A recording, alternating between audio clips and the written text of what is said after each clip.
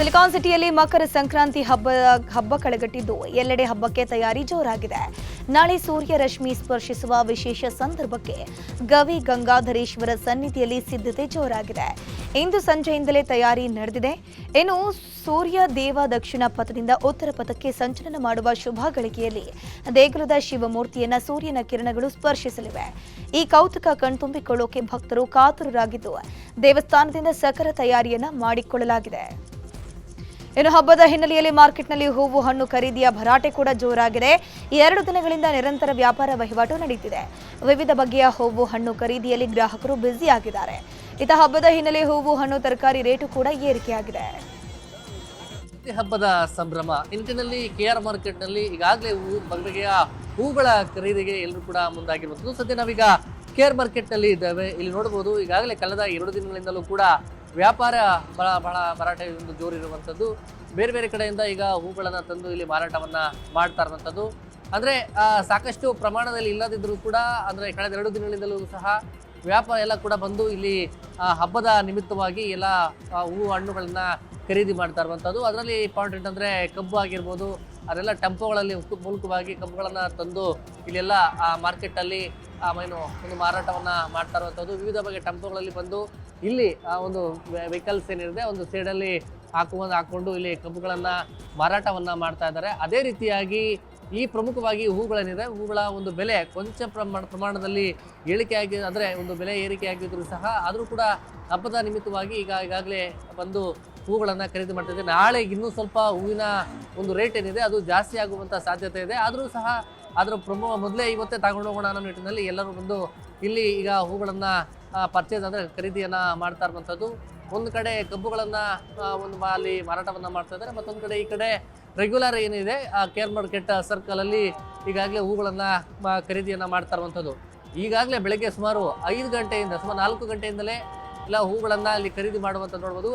KR market ಸರ್ಕಲಿಂದ avenue road ಜಂಕ್ಷನ್ವರೆಗೂ ಕೂಡ ನೋಡ್ಬೋದು ಯಾವ ರೀತಿ ಇಲ್ಲಿ ಜನ ಕ್ರೌಡ್ ಏನಿದೆ ಅಂತ ಹೇಳಿ. ಅದಂದರೆ ಅಷ್ಟು ಹೂವಿನ ವ್ಯಾಪಾರ ಜೋರಿದೆ. ಮತ್ತು ಸಂಕ್ರಾಂತಿ ಹಬ್ಬ ಎಲ್ರಿಗೂ ಕೂಡ ಅಂದರೆ ಈ ಸಂಕ್ರಮಣದ ಕಾಲ ಸುಗ್ಗಿಯ ಕಾಲದಲ್ಲಿ ಹೆಚ್ಚಾಗಿ ಒಂದು ಹಬ್ಬವನ್ನು ಸೆಲೆಬ್ರೇಟ್ ಮಾಡಬೇಕು. ಅದರಲ್ಲಿ ಇಂಪಾರ್ಟೆಂಟ್ ಅಂದರೆ ಮನೆಗಳಲ್ಲಿ ಹಸು ದನ ಕರುಗಳನ್ನು ಅಲ್ಲಿ ಅಲಂಕಾರಿಕವಾಗಿ ಮಾಡಿ ಮನೆಯಲ್ಲಿ ಈ ಒಂದು ಹಬ್ಬವನ್ನು ಬಹಳ ಹಳ್ಳಿಗಳಲ್ಲಿ ಹೆಚ್ಚಾಗಿ ಬಹಳ ಸಂಭ್ರಮದಿಂದ ಅದ್ಧೂರಿಯಾಗಿ ಆಚರಣೆಯನ್ನು ಮಾಡ್ತಾರೆ. ಅದೇ ರೀತಿಯಾಗಿ ನಗರದಲ್ಲೂ ಕೂಡ ಈ ಒಂದು ಸಂಕ್ರಾಂತಿಯ ಹಬ್ಬವನ್ನು ಆಚರಣೆ ಮಾಡುವಂಥದ್ದು. ಆ ನಿಟ್ಟಿನಲ್ಲಿ ಈಗಾಗಲೇ ಬೆಂಗಳೂರಿನ KR ಮಾರ್ಕೆಟ್ ಏನಿದೆ KR ಮಾರ್ಕೆಟ್ನಲ್ಲಿ ಹೂ ಖರೀದಿಗೆ ಜನ ಎಲ್ಲ ಕೂಡ ಮುಗಿಬಿದ್ದಿರುವಂಥದ್ದು. ಕ್ಯಾಮರಾ ಪರ್ಸನ್ ಯೋಗೇಶ್ವರ ಜೊತೆ ಗಂಗಾಧರ ಭಕ್ತ, ನ್ಯೂಸ್ 18 ಬೆಂಗಳೂರು. ಗಣರಾಜ್ಯೋತ್ಸವ ಪ್ರಯುಕ್ತ ಬೆಂಗಳೂರಿನ ಲಾಲ್ಬಾಗ್ನಲ್ಲಿ 219ನೇ ಫ್ಲವರ್ ಶೋ ಆಯೋಜನೆ ಮಾಡಲಾಗಿದೆ. ಸಾರಸ್ವತ ಲೋಕದಲ್ಲಿ ತನ್ನದೇ ಆದಂಥ ಕೊಡುಗೆ ಕೊಟ್ಟಂಥ ಪೂರ್ಣಚಂದ್ರ ತೇಜಸ್ವಿ ಪರಿಕಲ್ಪನೆಯಲ್ಲಿ ಈ ಬಾರಿಯ ಫ್ಲವರ್ ಶೋ ಆಯೋಜನೆ ಮಾಡಲಾಗಿದೆ. ಇಂದು ಸಂಜೆ 4 ಗಂಟೆಗೆ ಸಿಎಂ ಅಧಿಕೃತವಾಗಿ ಫ್ಲವರ್ ಶೋಗೆ ಚಾಲನೆಯನ್ನು ಕೊಟ್ಟಿದ್ದಾರೆ. 5 ಗಂಟೆ ಬಳಿಕ ಸಾರ್ವಜನಿಕರಿಗೆ ಫ್ಲವರ್ ಶೋ ಕಣ್ತುಂಬಿಕೊಳ್ಳಿಕ್ಕೆ ಅವಕಾಶ ಮಾಡಿಕೊಡಲಾಗಿದೆ. ಪೂರ್ಣಚಂದ್ರ ತೇಜಸ್ವಿ ಸರಳ ಬದುಕಿದ ಬಗೆ, ನಿಸರ್ಗದ ಜೊತೆ ಅವರಿಗಿದ್ದಂಥ ಒಡನಾಟ, ಅವರ ಪ್ರಖ್ಯಾತ ಕಾದಂಬರಿಗಳ ನೈಸರ್ಗಿಕವಾಗಿ ಕಟ್ಟಿಕೊಡುವಂಥ ಪ್ರಯತ್ನ ತೋಟಗಾರಿಕೆ ಇಲಾಖೆ ಮಾಡಿಕೊಟ್ಟಿದೆ. ಸಿದ್ಧತೆಗಳಾಗ್ತಾ ಇದೆ. ಮಧ್ಯಾಹ್ನ ಆ್ಯಕ್ಚುಲಿ 4 ಗಂಟೆಗೆ ಮಾನ್ಯ ಮುಖ್ಯಮಂತ್ರಿಗಳು ವಿದ್ಯುಕ್ತವಾಗಿ ಪ್ರದರ್ಶನಕ್ಕೆ ಚಾಲನೆ ನೀಡ್ತಾರೆ. ಈಗಾಗಲೇ 80% ಕಾರ್ಯಗಳು ಮುಗಿದಿದೆ. ಸೊ ಭಾಳಷ್ಟು ಕಡೆಯಿಂದ ಹೂಗಳು ಮತ್ತು ಗಿಡಗಳು ಮತ್ತು ಇಲ್ಲಿ ನೋಡ್ತಾ ಇರ್ತಿತ್ತು ಬರೀ artistic futures connected to Tejaswi ಅವೆಲ್ಲವೂ ಕೂಡ ಬಂದಿವೆ. ಅವೆಲ್ಲವನ್ನೂ ಕೂಡ ಭಾಳ ನಿಸರ್ಗದತ್ತವಾಗಿ ಮಾಡಬೇಕು ಅಂತಕ್ಕಂಥದ್ದು ನಮ್ಮ ಬಯಕೆ. ಸೊ ಯಾಕೆಂದರೆ ತೇಜಸ್ವಿ ಅವರ ಹಿನ್ನೆಲೆ ಕೂಡ ಹಾಗೆ ಇದೆ. ಸೊ ಅದರಿಂದ ಸುಮಾರು 1,500ಕ್ಕೂ ಹೆಚ್ಚು ನಮ್ಮ ನುರಿತ ತೋಟಗಾರಿಕೆ ಸಿಬ್ಬಂದಿಗಳಿರ್ಬೋದು, ಕಲಾವಿದರಿರ್ಬೋದು, ಎಲ್ಲರೂ ಸೇರಿ ವರ್ಕ್ ಮಾಡ್ತಾ ಇದ್ದಾರೆ. ಮಹರ್ಷಿ ವಾಲ್ಮೀಕಿ ನಿಗಮದ ಹಗರಣದಲ್ಲಿ ಕಾಂಗ್ರೆಸ್ನ ಮಾಜಿ ಸಚಿವ ಶಾಸಕರಾಗಿರುವ ನಾಗೇಂದ್ರಗೆ ಬಂಧನದ ಭೀತಿ ಎದುರಾಗಿದೆ. ಅವರು ಸಲ್ಲಿಸಿದ ನಿರೀಕ್ಷಣಾ ಜಾಮೀನು ಅರ್ಜಿ ವಿಚಾರಣೆ ನಡೆಸಿದ ಜನಪ್ರತಿನಿಧಿಗಳ ವಿಶೇಷ ನ್ಯಾಯಾಲಯವು ಆದೇಶವನ್ನು ಕಾಯ್ದಿರಿಸಿದೆ. ಇಂದು ನಿರೀಕ್ಷಣಾ ಜಾಮೀನು ಅರ್ಜಿ ವಿಚಾರಣೆಯ ಆದೇಶ ಹೊರಬೀಳುತ್ತೆ. ಈಗಾಗಲೇ ಪ್ರಕರಣಕ್ಕೆ ಸಂಬಂಧಪಟ್ಟಂತೆ ಸಿಬಿಐ ಅಧಿಕಾರಿಗಳು ತನಿಖೆ ನಡೆಸುತ್ತಿದ್ದು ಜಾರಿ ನಿರ್ದೇಶನಾಲಯ ಕೂಡ ಮೇಲಿಂದ ಮೇಲೆ ವಿಚಾರಣೆ ಮಾಡ್ತಾನೆ ಇದೆ. ತನಿಖೆ ವೇಳೆ 89 ಕೋಟಿ ಹಗರಣ ನಡೆದಿರೋ ಬಗ್ಗೆ ಸಾಕ್ಷಿಗಳು ಸಿಕ್ಕಿದೆಯಂತೆ. ಹೀಗಾಗಿ ನಾಗೇಂದ್ರಗೆ ಜಾಮೀನು ಕೊಡಬಾರದು ಅಂತ ಸಿಬಿಐ ಪರ ವಕೀಲರು ವಾದ ಮಂಡಿಸಿದ್ರು. ಕೋರ್ಟ್ನ ಇಂದಿನ ಆದೇಶದ ಮೇಲೆ ನಾಗೇಂದ್ರ ಅವರ ಭವಿಷ್ಯ ನಿಂತಿದೆ. ಬಿಕ್ಲು ಶಿವ ಪ್ರಕರಣದಲ್ಲಿ ಶಾಸಕ ಭೈರತಿ ಬಸವರಾಜ್ ನಿರೀಕ್ಷಣಾ ಜಾಮೀನಿಗೆ ಅರ್ಜಿಯನ್ನು ಸಲ್ಲಿಕೆ ಮಾಡಿದ್ದು, ಈ ಸಂಬಂಧ ಹೈಕೋರ್ಟ್ನಲ್ಲಿ ವಿಚಾರಣೆ ನಡೆಯಿತು. ಇಂದು ಕೂಡ ನಿರೀಕ್ಷಣಾ ಜಾಮೀನು ಅರ್ಜಿಯ ವಿಚಾರಣೆ ಮುಂದುವರಿಯಲಿದೆ. ಭೈರತಿ ಬಸವರಾಜು ಪರ ವಾದ ಮಂಡಿಸಿದ ಹಿರಿಯ ವಕೀಲ ಸಂದೇಶ್ ಚೌಟ ತನಿಖೆ ಸಿಐಡಿಗೆ ವರ್ಗಾಯಿಸಿದ ನಂತರ ತನಿಖೆಗೆ ಹಾಜರಾಗೋಕೆ ನೋಟಿಸ್ ಅನ್ನು ಕೊಟ್ಟಿಲ್ಲ. ಸೀಮಿತ ಅವಧಿಯ ಕಸ್ಟಡಿಗೂ ಸಿಐಡಿ ಮನವಿಯನ್ನ ಮಾಡಿರಲಿಲ್ಲ. ನಮ್ಮ ಕಕ್ಷಿದಾರರಿಗೆ ಷರತ್ತು ವಿಧಿಸಿ ನಿರೀಕ್ಷಣಾ ಜಾಮೀನು ನೀಡಬಹುದು ಅಂತ ಸಂದೇಶ್ ಚೌಟ ವಾದ ಮಂಡಿಸಿದ್ರು. ಇದಕ್ಕೆ ಸಿಐಡಿ ಆಕ್ಷೇಪ ವ್ಯಕ್ತಪಡಿಸಿದ್ದು, ಇಂದು ಕೂಡ ವಿಚಾರಣೆ ಮುಂದುವರಿಯಲಿದೆ. ಚಿಕ್ಕಮಗಳೂರು ಜಿಲ್ಲೆಯ ಹಲವೆಡೆ ಅಕಾಲಿಕ ಮಳೆ ಸುರಿದಿರುವಂಥದ್ದು. ಬೆಂಗಳೂರು ಹೊನ್ನಾವರ ಸಂಪರ್ಕಿಸುವಂಥ ರಾಷ್ಟ್ರೀಯ ಹೆದ್ದಾರಿ 206 ಕೆರೆಯಂತಾಗಿದ್ದು ವಾಹನ ಸವಾರರು ಪರದಾಟವನ್ನು ಮಾಡಿದರು. ತರೀಕೆರೆ ಪಟ್ಟಣದ ಬಳಿ ಅರ್ಧಂಬರ್ಧ ಕಾಮಗಾರಿ ಹಿನ್ನೆಲೆಯಲ್ಲಿ ರಸ್ತೆಯಲ್ಲೇ ನಿಂತಂಥ ಮಳೆ ನೀರು ಅವಾಂತರ ಸೃಷ್ಟಿ ಮಾಡಿದೆ. ಇನ್ನು ಕೊಪ್ಪ, ಚಿಕ್ಕಮಗಳೂರು, ಮೂಡಿಗೆರೆ, ಎನ್ಆರ್ಪುರ ತಾಲೂಕಿನಲ್ಲಿ ಮಳೆ ಆರ್ಭಟ ಜೋರಾಗಿತ್ತು.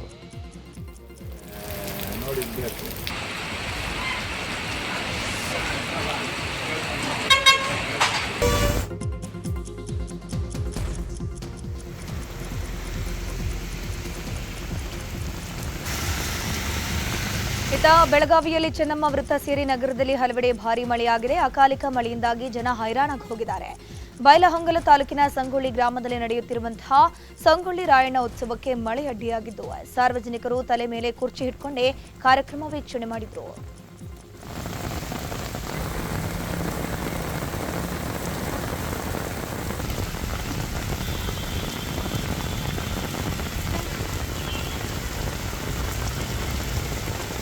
ಹಾಸನ ಜಿಲ್ಲೆಯಲ್ಲೂ ನಿನ್ನೆ ಭಾರೀ ಮಳೆಯಾಗಿದೆ. ಅಕಾಲಿಕ ಮಳೆಗೆ ಕಾಫಿ ಬೆಳೆಗಾರರು ಕಂಗಾಲಾಗಿ ಹೋಗಿದ್ದಾರೆ.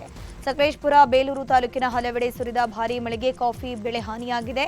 ಕಟಾವು ಮಾಡಿ ಒಣಗೋಕ್ ಹಾಕಿದ್ದ ಕಾಫಿ ಬೆಳೆ ರಕ್ಷಣೆಗೆ ರೈತರು ಪರದಾಡಿದ್ರು.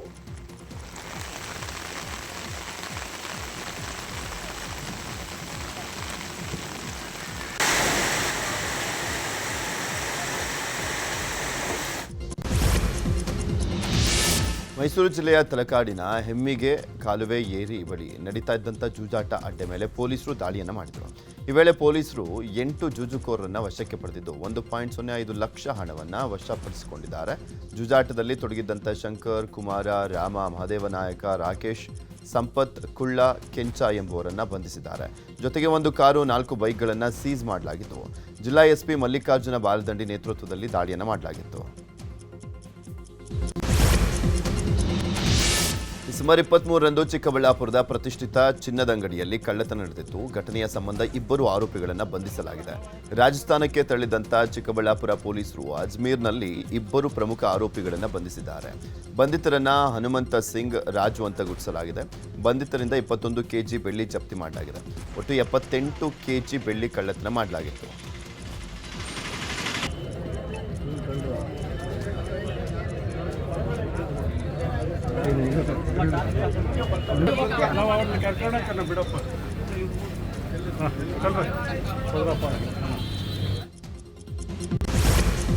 ಕೊಪ್ಪಳ ಬಳಿ ಬಳ್ಳೋಟ ಕಾರ್ಖಾನೆಯ ವಿಸ್ತರಣೆ ಸಂಬಂಧ ನಡೆಯುತ್ತಿರುವ ಅನಿರ್ದಿಷ್ಟಾವಧಿ ಸತ್ಯಾಗ್ರಹ 75ನೇ ದಿನಕ್ಕೆ ಕಾಲಿಟ್ಟಿದೆ.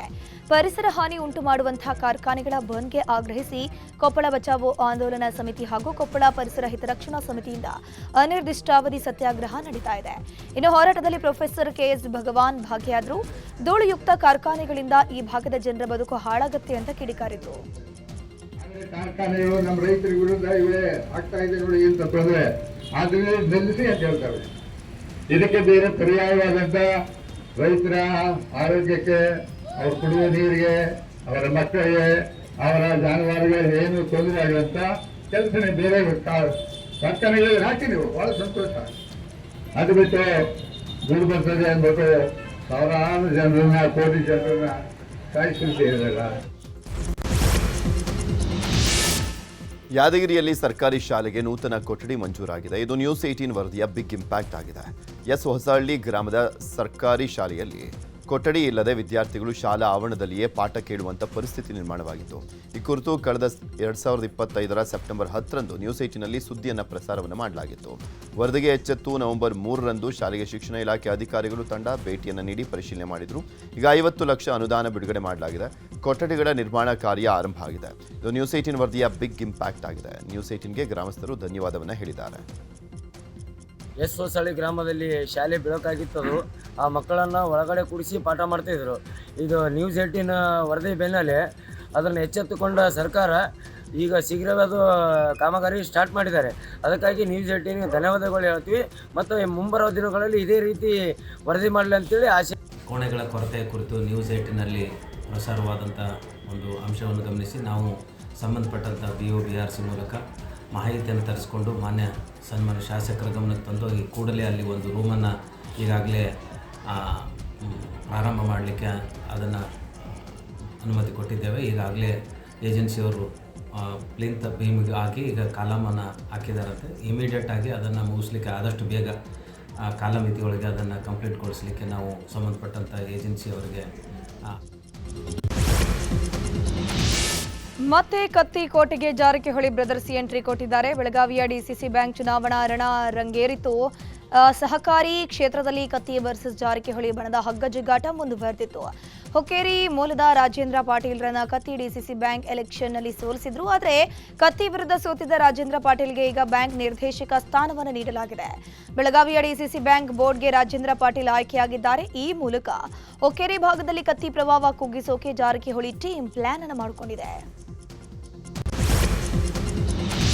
ಹಣೆಯ ಮೇಲೆ ಕುಂಕುಮ ಹಚ್ಚುವವರು ಲಿಂಗಾಯತರಲ್ಲ, ವಿಭೂತಿ ಹಚ್ಚುವಂಥವರು ಲಿಂಗಾಯತರು ಅಂತ ಲಿಂಗಾಯತ ಧರ್ಮಚಿಂತಕ JS ಪಾಟೀಲ್ ಹೇಳಿದ್ದಾರೆ.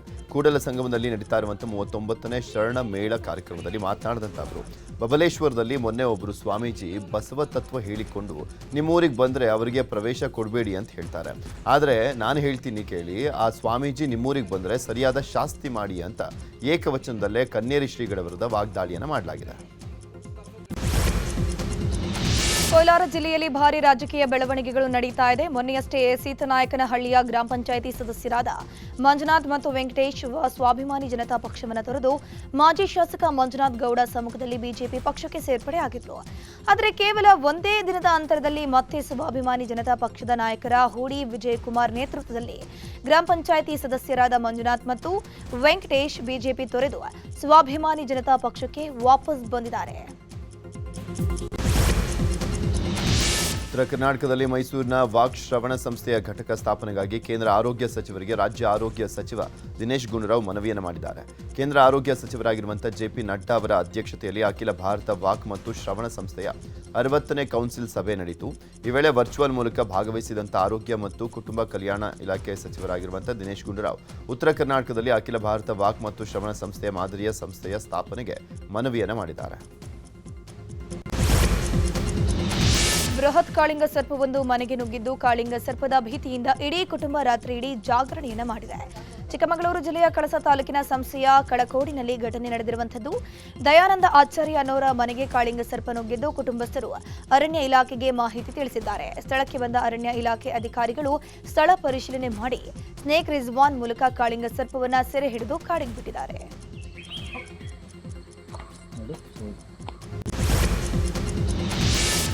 ಕೊಪ್ಪಳ ತಾಲೂಕಿನ ಅಗಳಕೇರ ಬಳಿ ಬೃಹತ್ ಗಾತ್ರದ ಹೆಬ್ಬಾವು ಕಾಣಿಸಿಕೊಂಡಿದೆ. ಗಂಗಾವತಿ ಹಿಟ್ನಾಳ್ಗೆ ಸಂಪರ್ಕ ಕಲ್ಪಿಸುವಂಥ ರಸ್ತೆಯಲ್ಲಿ ಹೆಬ್ಬಾವು ಕಾಣಿಸಿಕ್ಕಿರುವಂಥದ್ದು. ಸುಮಾರು 12 ಅಡಿ ಉದ್ದದ 30 kg ತೂಕದ ಹೆಬ್ಬಾವು ನೋಡಿದಂಥ ಜನರು ಕೂಡಲೇ ಅರಣ್ಯ ಇಲಾಖೆಗೆ ಮಾಹಿತಿಯನ್ನು ಕೊಟ್ಟಿದ್ದಾರೆ.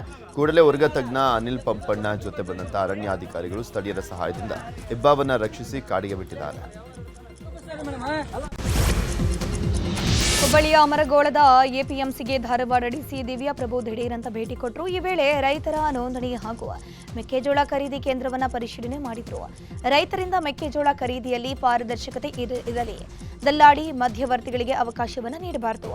ಗ್ರಾಮ ಹೋಬಳಿ ಮಟ್ಟದಲ್ಲಿ ರೈತರಿಗೆ ನೋಂದಣಿ ಖರೀದಿ ಬಗ್ಗೆ ಮಾಹಿತಿ ಒದಗಿಸಿ ಕ್ರಮ ವಹಿಸಿ ಅಂತ ದಿವ್ಯಾ ಪ್ರಭು ಅಧಿಕಾರಿಗಳಿಗೆ ಸೂಚನೆ ಕೊಟ್ಟರು. ವಿಜಯಪುರ ಜಿಲ್ಲೆಯ ಬಸವನ ಬಾಗೇವಾಡಿಯಲ್ಲಿ ರಸ್ತೆ ಸುರಕ್ಷಾ ಜಾಗೃತಿ ಜಾಥಾ ನಡೆಯಿತು. ಪಟ್ಟಣದ ಅಂಬೇಡ್ಕರ್ ವೃತ್ತದಲ್ಲಿ ಬೈಕ್ ಜಾಥಾಗೆ ಚಾಲನೆಯನ್ನು ನೀಡಲಾಯಿತು. ಪಟ್ಟಣದ ಪ್ರಮುಖ ರಸ್ತೆಯಲ್ಲಿ ಸಂಚಾರ ಮಾಡಿ ರಸ್ತೆ ಸುರಕ್ಷತೆ ಬಗ್ಗೆ ಜಾಗೃತಿಯನ್ನು ಮೂಡಿಸಲಾಯಿತು.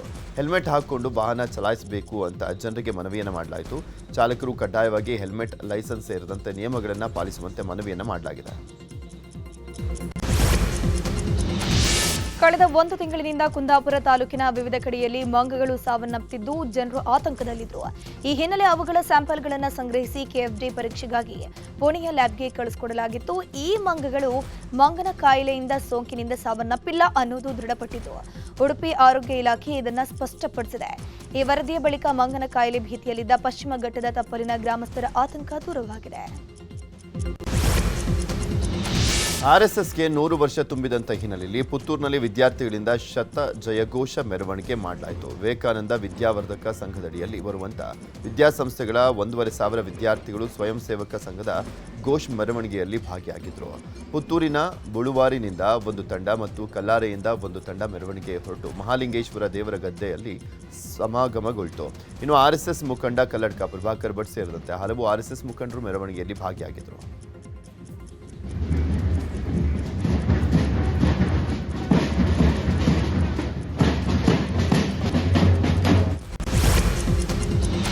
ಬೆಂಗಳೂರು ದಕ್ಷಿಣ ಜಿಲ್ಲೆಯ ಚನ್ನಪಟ್ಟಣದ ಬೇವೂರು ಗ್ರಾಮದ ಶ್ರೀ ಸಿದ್ದರಾಮೇಶ್ವರ ಶಾಲೆಯಲ್ಲಿ ಶಾಲಾ ಮಕ್ಕಳು ಸುಗ್ಗಿ ಹಬ್ಬವನ್ನು ಅದ್ದೂರಿಯಾಗಿ ಆಚರಿಸಿದರು. ಶಾಲೆಯ ಅಧ್ಯಕ್ಷರಾದ ಬಿಸಿ ಯೋಗೇಶ್ ಗೌಡ ಕಾರ್ಯಕ್ರಮ ಉದ್ಘಾಟಿಸಿದರು. ಈ ವೇಳೆ ಮಾತನಾಡಿದ ಅವರು, ನಮ್ಮ ಪೂರ್ವಜರಿಂದ ಬಳುವಳಿಯಾಗಿ ಬಂದಿರುವ ವ್ಯಾಪಾರ ಜ್ಞಾನದ ಸಂತೆಗಳು ಮತ್ತು ಗ್ರಾಮೀಣ ಸೊಗಡಿನ ಸಂಸ್ಕೃತಿಯನ್ನು ಉಳಿಸೋದು ಯುವ ಶಕ್ತಿಯ ಜವಾಬ್ದಾರಿಯಾಗಿದೆ ಅಂತಂದರು.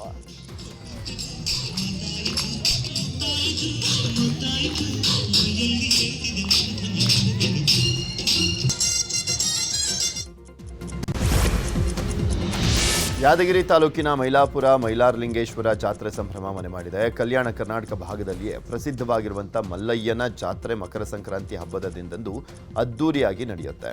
ಇನ್ನು ರಾಜ್ಯ ಮತ್ತು ಹೊರ ರಾಜ್ಯದಿಂದ ಭಕ್ತರ ದಂಡು ಆಗಮನ ಹಿನ್ನೆಲೆಯಲ್ಲಿ ಮುಂಜಾಗ್ರತಾ ಕ್ರಮವಾಗಿ 1100 ಪೊಲೀಸರನ್ನ ನಿಯೋಜನೆ ಮಾಡಲಾಗಿದೆ. ಮಂಗಳೂರಿನಲ್ಲಿ ಕಳೆದ 3 ದಿನಗಳಿಂದ ಕಲಾ ಪರ್ವ ಎನ್ನುವ ಚಿತ್ರಕಲೆಗಳ ಪ್ರದರ್ಶನ ಕಾರ್ಯಕ್ರಮ ಆಯೋಜನೆ ಮಾಡಲಾಗಿದೆ. ವೀಕೆಂಡ್ನಲ್ಲಿ ಬೀಚ್ ಅಥವಾ ಮಾಲ್ಗಳಲ್ಲಿ ಸುತ್ತಾಡುವ ಮಂಗಳೂರಿನ ಜನತೆಗೆ ಈ ಬಾರಿ ರಸ್ತೆಯಲ್ಲಿ ಸುತ್ತಾಡಿ ಎಂಜಾಯ್ ಮಾಡುವ ಅವಕಾಶ ಸಿಕ್ಕಿದೆ. ಕರಾವಳಿ ಉತ್ಸವದ ಅಂಗವಾಗಿ ದಕ್ಷಿಣ ಕನ್ನಡ ಜಿಲ್ಲಾಡಳಿತ ಮತ್ತು ಶರಧಿ ಪ್ರತಿಷ್ಠಾನದಿಂದ ನಗರದ ಕದ್ರಿ ಪಾರ್ಕ್ನಲ್ಲಿ ನಡೆದ ಕಲಾ ಪರ್ವ ಚಿತ್ರಕಲಾ ಪ್ರದರ್ಶನ ಕರಾವಳಿಗರನ್ನ ಮೋಡಿ ಮಾಡಿದೆ. ಇಲ್ಲಿ ರಸ್ತೆ ತುಂಬಾ ಎಲ್ಲೇ ಕಣ್ಣು ಹಾಯಿಸಿದ್ರೂ ನಾನಾ ರೀತಿಯ ಕಲೆಗಳ ವೈಭವಗಳು ಕಾಣಸಿಗುತ್ತೆ. ಖುಷಿ ಆಗ್ತಾ ಇದೆ. ನಿನ್ನೆ ಕೂಡ ಬಂದಿದ್ದೆ, ಇವತ್ತು ಕೂಡ ಬಂದಿದ್ದೀನಿ. ಯಾಕಂದರೆ ಈ ಲೈವ್ ಆರ್ಟಿಸ್ಟ್ ಆಗಿರಲಿ, ಯಾವುದೇ ಥರ ಆರ್ಟಿಸ್ಟ್ ಆಗಲಿ, ಅವ್ರಿಗೆ ಸಪೋರ್ಟ್ ಮಾಡೋದು ತುಂಬ ಇಂಪಾರ್ಟೆಂಟ್. ಹಾಗಾಗಿ ಎಲ್ಲರೂ ಬನ್ನಿ, ಸಪೋರ್ಟ್ ಮಾಡಿ ಅಂತ ಹೇಳೋಕ್ಕೆ ಇಷ್ಟಪಡ್ತೀನಿ. ನನಗಂತೂ ಎಲ್ಲ ಪೇಂಟಿಂಗ್ಸ್ ನೋಡಿ ತುಂಬ ಖುಷಿ ಆಯಿತು. ನನ್ನ ಫ್ರೆಂಡ್ಸ್, ನಂದು ಸರ್ ಹಾಗೂ ನಮ್ಮ ನೇಬರ್ ಕೂಡ ಸ್ಟಾಲ್ ಹಾಕಿದ್ದಾರೆ. ಹಾಗೆ ಅವ್ರಿಗೆ ಸಪೋರ್ಟ್ ಮಾಡೋಕ್ಕೋಸ್ಕರ ನಾನು ಬಂದಿದ್ದೀನಿ. ಲೈವ್ ಕ್ರಾಚೆಟ್ ಮಾಡ್ತಾಯಿದ್ರು, ಸೊ ಅಲ್ಲಿ ತುಂಬ. ಉಡುಪಿಯ ಮರ್ಣೆ ಕಲಾವಿದರ ಊರು ಅಂತಲೇ ಪ್ರಸಿದ್ಧಿ. ಇಲ್ಲಿನ ಪ್ರಸಿದ್ಧ ಕಲಾವಿದ ಮಹೇಶ್ ಮರ್ಣೆ ತಮ್ಮ ಮಗಳ 6ನೇ ವರ್ಷದ ಹುಟ್ಟುಹಬ್ಬವನ್ನು ವಿಶಿಷ್ಟವಾಗಿ ಆಚರಿಸಿದರು. ಊರಿನಲ್ಲಿದ್ದಂಥ ಪಾಳು ಬಿದ್ದಂಥ ಬಸ್ ನಿಲ್ದಾಣಕ್ಕೆ ಹೊಸ ಮೆರುಗು ನೀಡಿದ್ದಾರೆ. ತಮ್ಮ ಅಪೂರ್ವ ಪ್ರತಿಭೆಯಿಂದ ಬಸ್ ನಿಲ್ದಾಣವನ್ನು ಅಲಂಕರಿಸಿದ್ದು ಬಣ್ಣ ಬಣ್ಣದ ಚಿತ್ತಾರವನ್ನು ಬಿಡಿಸಿ ಆಕರ್ಷಕವಾಗಿಸಿದ್ದಾರೆ. ಪಾಳು ಬಿದ್ದಂಥ ಬಸ್ ನಿಲ್ದಾಣ ಸಾರ್ವಜನಿಕರ ಉಪಯೋಗಕ್ಕೆ ಅನುವು ಮಾಡಿಕೊಟ್ಟಿದ್ದಾರೆ. ಈ ಕಲರ್ಫುಲ್ ಬಸ್ ನಿಲ್ದಾಣ ಎಲ್ಲರ ಗಮನ ಸೆಳೆದಿದೆ. ಝೈದ್ ಖಾನ್ ನಟನೆಯ ಕಲ್ಟ್ ಚಿತ್ರದ ಪ್ರಮೋಷನ್ ಚಿಕ್ಕಬಳ್ಳಾಪುರದ ಶಿಡ್ಲಘಟ್ಟದಲ್ಲಿ ನಡೆಯಿತು. ಈ ವೇಳೆ ಸಾವಿರಾರು ಸಂಖ್ಯೆಯಲ್ಲಿ ಅಭಿಮಾನಿಗಳು ಭಾಗಿಯಾಗಿದ್ದರು. ಇನ್ನು ನಟ ಝೈದ್ ಖಾನ್ ಮತ್ತು ಚಿತ್ರತಂಡವನ್ನ ಅಭಿಮಾನಿಗಳು ಪಟಾಕಿ ಸಿಡಿಸಿ ಬರಮಾಡಿಕೊಂಡರು. ಇನ್ನು ಕಾಂಗ್ರೆಸ್ನ ಮುಖಂಡ ರಾಜೀವ್ ಗೌಡ ಕಾರ್ಯಕ್ರಮದ ವೇದಿಕೆ ಮೇಲೆ ಚಿತ್ರತಂಡಕ್ಕೆ ಬೆಳ್ಳಿ ಗದೆಯನ್ನು ನೀಡಿ ಹೂವಿನ ಅಭಿಷೇಕ ನಡೆಸಿ ಅಭಿಮಾನ ಮೆರೆದರು.